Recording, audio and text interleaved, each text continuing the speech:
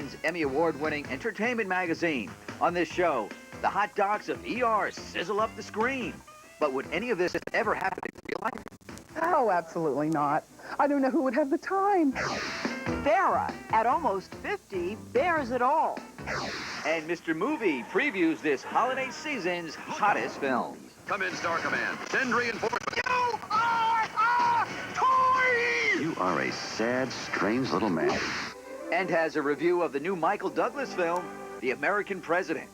She didn't say anything about me. Well, no, sir, but I can pass her a note before study hall.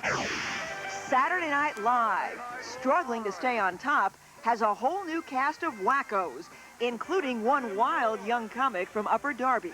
And we've got the backstage story.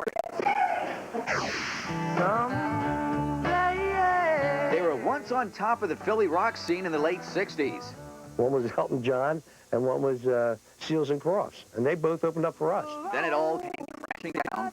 Whatever happened to the American dream? All that, plus great ways to spend your holidays.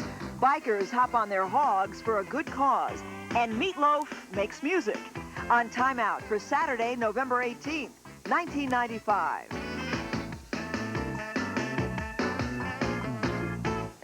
Hello and welcome to Time Out. I'm Janet Zapala. And I'm John Bellaris. Up first tonight, the #1 TV series in all America. It's ER. And for the last few weeks, it's been attracting about 40% of the TV audience. Now, that hasn't happened since The Cosby Show and Roseanne got similar ratings. That was back in 1989. So what makes ER so hot? How realistic is it? And why is everyone saying its stars is so sexy? Come with us to the ER. What's this temp, Wendy? 85 degrees. Not warming up fast enough. Lily, go get Benton. Two kids fighting for their lives.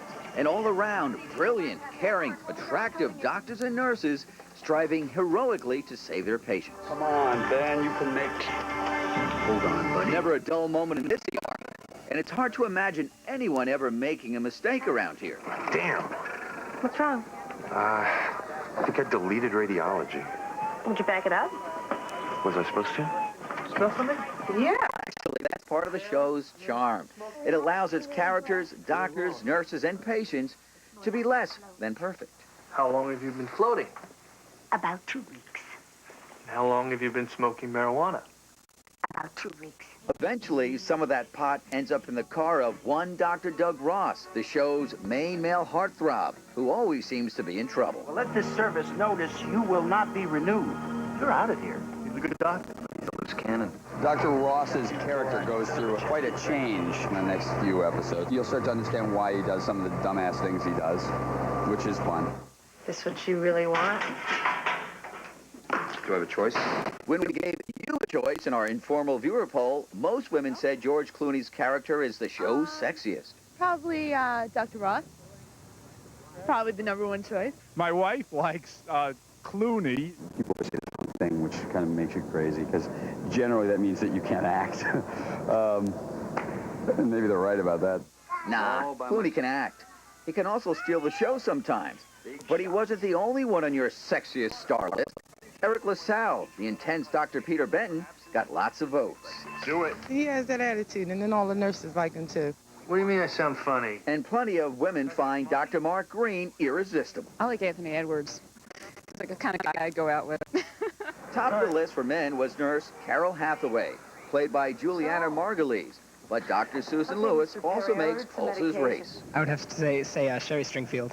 I'd say she's probably the best looking. Excuse me, I got a weekend Dizzy to check on. I like the new doctor, the one who's a little bit difficult and hard to get along with. And you were nowhere to be found. Your patient's in respiratory arrest and you've disappeared. I told Randy It's not the clerk's